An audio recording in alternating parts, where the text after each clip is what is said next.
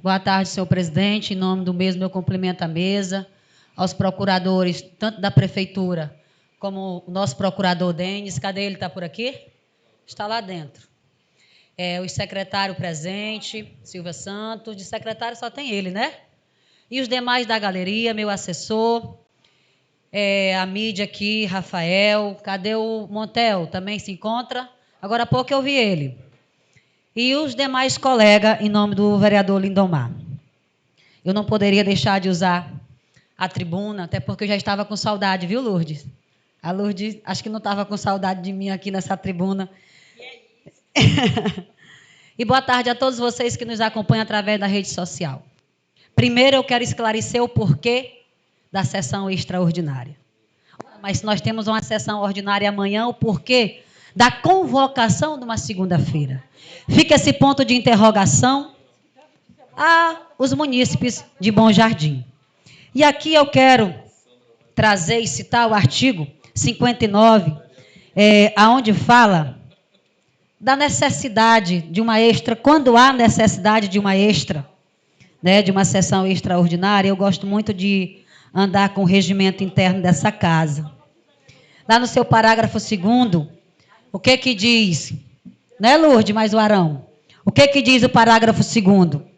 Sempre que for, falando sobre a sessão extraordinária, o porquê?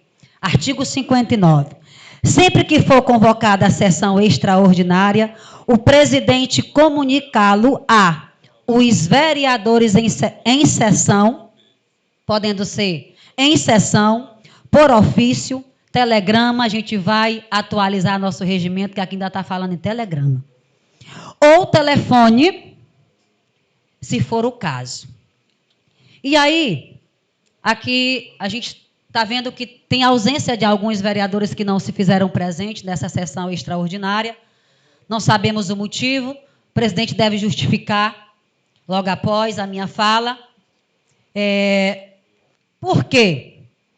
Porque nós não fomos convocados através de ofício. E por que eu quis trazer o artigo 59, no seu parágrafo 2º, dando respaldo ao senhor presidente e colocando todos os vereadores cientes das suas obrigações quando há essa convocação extraordinária? Ele nos convocou através do telefone. Então, aqui já isenta qualquer situação que alguém queira dizer, mas eu não recebi nenhum ofício. Então, o parágrafo 2º do seu artigo 59 do regimento interno dessa casa já está esclarecendo. E aí, quando se trata de projeto de regime de urgência, é necessário também trazer os artigos. No seu artigo 132, ele trata da urgência do projeto. E como se trata de uma extraordinária, trata também da urgência no artigo 132.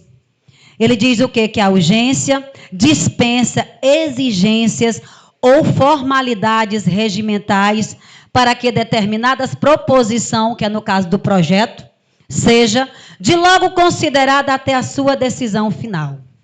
Só que lá no seu parágrafo 1º, ele diz também que não é dispensado os seguintes requisitos: parecer das comissões, que eu acredito que já foi feito, e também quórum para deliberar. E aqui nós temos os pareceres, desculpem, e nós temos quórum para deliberar esse projeto de urgência que chegou em nossa casa. Vereadora, mas por que tanta urgência se amanhã é sessão ordinária? A gente vai pegar aqui um pouco da nossa situação e da situação que vive hoje o estado do Maranhão. 64 municípios, e aí eu quero que os colegas me corrijam se aumentou o número de municípios aí em estado de calamidade. Houve a necessidade dessa lei chegar a essa casa, decretando aí o estado de calamidade pública no nosso município. Mas para quem está na sede, pode estar se perguntando, e aqui eu faço questão de esclarecer, mas o porquê, se aqui está tudo bem, não é, Silvia? Não é, vereador Cesarino? E vereador Cesarino me fez um questionamento e eu vou responder daqui a pouco em relação à ponte da Miril. É porque a nossa região sul de Bom Jardim, que pega ali o Polo Varg, Brejo Social e demais localidades, tem 16 comunidades em situação de calamidade pública. E aqui eu posso provar, porque eu fiz questão de trazer algumas fotos. Aqui, foto e eu conheço, na hora que eu olhei eu digo logo, é o Centro do Zaqueu. Aqui nós temos, por exemplo, isso aqui é o Centro do Zaqueu, viu, vereador Duvan? Aí eu ouvi, nos bastidores aí, de alguns grupos, o grupo da morte da Vila Varg, grupo de WhatsApp, que eu chamo o grupo da morte. Que o que eu tenho para falar eu rasgo mesmo. Aqui são pessoas que tiveram suas casas invadidas por lama, vereador Duvan. Por lama. Mais de metro de lama, vereador Maninho. Aqui nós temos, aqui ficou bem legível, isso aqui foi uma barreira que desceu e arrastou tudo, vereador Cesarino. Aqui, como vocês podem ver, e aqui eu não estou falando de uma só barreira, não só de deslizamento, foram de vários deslizamentos, quase não sai a palavra porque é enorme. Lá na região da Gameleira, Cabeceira do Brejão, Brejo dos Índios, Muntum 3, e por aí foi. Brejo dos Índios, como eu já falei, Brejinho, Centro do Zaqueu, que eu acabei de mostrar. O Centro do Zaqueu, a água já tinha passado, estava dando 1 metro na escola. A comunidade se organizou, mudou lá para a igrejinha. A igreja fica mais assim. A água veio e arrastou tudo. Levou tudo. Até as cadeiras das crianças sentadas. As aulas lá estão suspensas.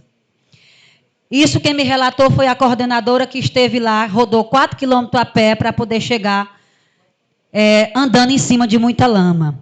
Como vocês podem ver, aqui eu trouxe também para vocês, está aí nos grupos aí, que tem pessoas vivendo em barracas. E tem, está aqui. Isso aqui são uma família, não só uma, como 2 famílias do Centro do Zaqueu. Eles não se sentem confiáveis em estar lá no Baixão, onde eles outra hora ficavam. Porque além de suas casas serem invadidas pela lama, pela água, pelo deslizamento de terra, a todo momento eles escutam uns estrondos. E aí não se sabe se é barreira descendo ou era já rachando a terra. Acharam mais seguro fazer um acampamento lá em cima. Quero esclarecer também que essas mesmas famílias hoje já receberam, aí através de uma força-tarefa, onde o Lucivaldo de Vila Varg, seu Gessé e outras pessoas receberam cesta básica. Porque na sexta-feira, graças a Deus, e o empenho da prefeita Cristiane, que para ela não tem negócio de feriado. Quando a gente levou a situação de pedido de socorro dessas localidades, dessas comunidades, na sexta-feira mesmo, até meio-dia, a gente estava organizando essas cestas básicas. A gente chegou na Vila Varg, acho que eram umas 8 horas da noite, debaixo de muita chuva. Mas conseguimos chegar lá, deixamos lá a cesta básica, e lá é montada uma outra força-tarefa de moto. E aí há de vez em quando a comunicação, que alguém vai numa fazenda que tem placa e diz, olha, vem até determinado local que aqui a gente vai receber essa cesta básica. Está sendo distribuído, vereador Duvan, dessa forma. Com muita cautela. Já deveria ter distribuído. Algumas pessoas dizem que amanhã talvez consiga chegar na Vila Varg e vão levar. Lá foi levado 70 cesta básica e amanhã a prefeita disse que vai mandar mais 40. Está aqui o vereador Duvan, que na quinta-feira mandou 100 cesta básica para a Vila Varg. E foi pouca. Mas foi distribuída e quem recebeu agradeceu e muito. Foi muito, muito bem-vinda quando não se tem nada. Então aqui, não é momento da oposição criticar. Eu acredito que quem é sensível a determinada situação, até feio, viu, vereador Duvan? Vereador Rony, é até feio ir para a rede social, vendo a situação que está hoje o nosso município, e está criticando, porque o que é possível fazer, nós estamos tentando fazer. O secretário Alcione também me comunicou que na quarta-feira vai descer juntamente com a Defesa Civil, o Silvio também vai olhar de perto, fotografar, porque através dessas fotografias, através desse olhar de perto, talvez a gente consiga sensibilizar o governo do Estado, o governo federal, porque esse ano, vereadores, vai ser um ano difícil, um ano de desafio para todos nós, principalmente para quem faz parte da base do governo. Porque serão muitas críticas. Todas as pontes que dão acesso à região do aeroporto, Montum, Bidula, Brejo dos Índios, Zaqueu, foram arrancadas pelas grandes enchentes. Todas as pontes que dão acesso até a Gameleira e também o Centro dos Feios, quem conhece aqui é eu e Francinaldo da Silva. Talvez é um lugar que você nunca nem ouviu falar, Centro dos Feios. Mas também pertence a essa comunidade que também está isolada, vereador Cesarino, que só chega lá através de helicóptero. A gente vê o pedido de socorro da população, da comunidade. E nós nos sentimos até, como é que eu posso, até sem saber o que fazer, mas o que é possível fazer, nós estamos fazendo. Cesarino pediu a parte e está concedido a parte.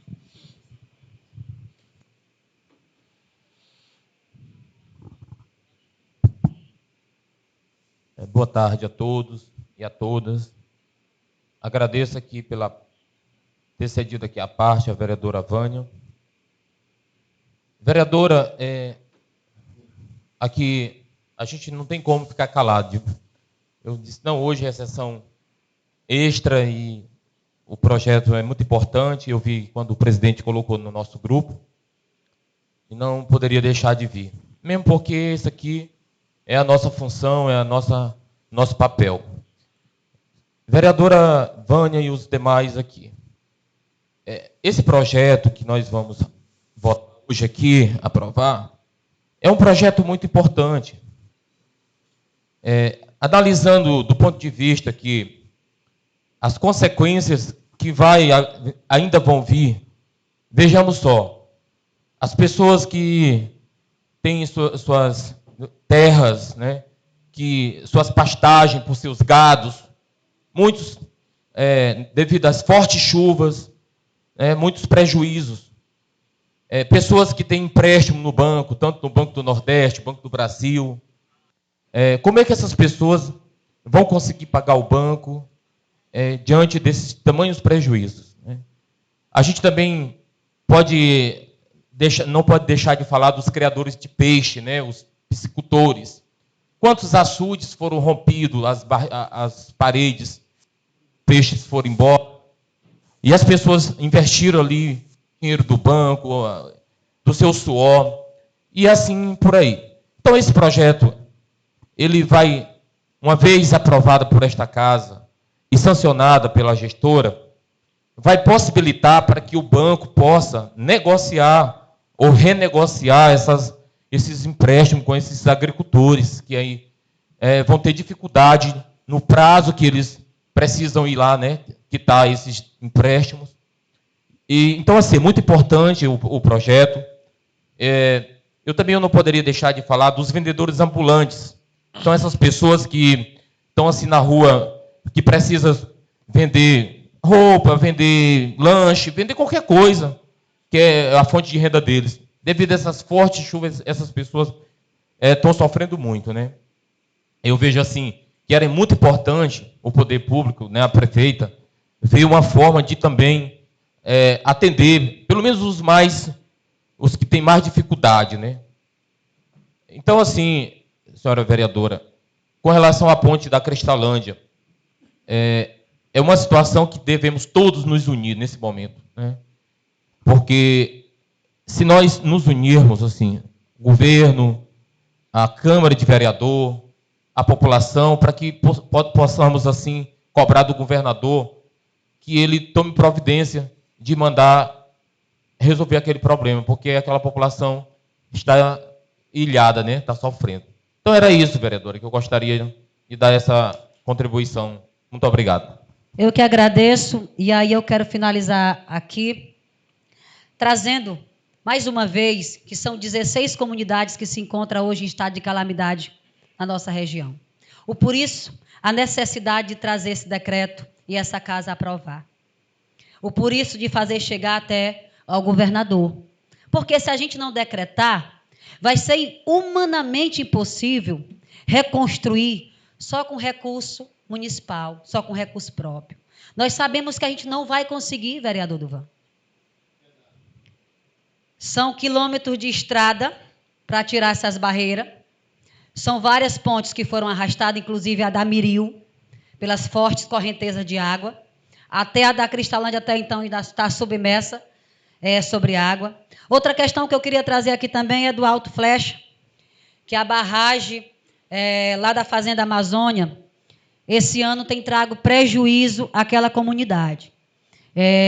Estive hoje reunido com a Alcione. Já existe uma ação onde o dono da fazenda, o ano passado, assinou algum documento se responsabilizando que esse ano eles não iriam colocar as tábuas. Eles têm um negócio de colocar umas tábuas e a água... E é umas tábuas lá do diabo, que eu vou lhe dizer que não tem que arranque, só eles. E a água vai ficando e vai represando. Então, a comunidade do Alto Flecha fica, nesse período, está isolado. Se chegar a adoecer uma pessoa, não é por conta da estrada, é por conta da barragem. Hoje, a fazenda não tem mais utilidade, porque outra hora elas utilizavam essa barragem para jogar água para os bois. E não tem mais utilidade hoje, é só soja. Então, eu peço aqui, mais uma vez, que as autoridades aí entrem em contato com o secretário do Meio Ambiente e faça valer aí, tirar essas tábuas de uma vez, porque a gente não pode chegar na propriedade privada e tirar. Tem que ser através de uma força aí jurídica. Então, a gente já deixa esse apelo aqui também. Eu sei da necessidade do meu povoado, da minha comunidade, porque meus pais moram lá. Tentamos ir lá, mas a pá carregadeira ia virando. É um prejuízo grande, porque é uma pá carregadeira novinha, com 3 meses de uso. Então, a gente preferiu enxugar um pouco mais as águas para a gente poder fazer um trabalho. Passamos 14 dias em 8 quilômetros. O dia que não chovia, não dava para trabalhar porque estava liso. E o dia que chovia, não dava para trabalhar porque ninguém saía, não tinha como. Então, é um trabalho que não rende. E aí a gente decidiu parar e esperar enxugar mais um pouco para a gente começar a fazer um trabalho ali naquelas estradas para dar acessibilidade a toda aquela comunidade. Então, aqui, essa é a minha fala. Volto mais uma vez a dizer, são 16 comunidades. Aqui não está isolada por água, está isolada por barreiras que caíram. E meu muito obrigado.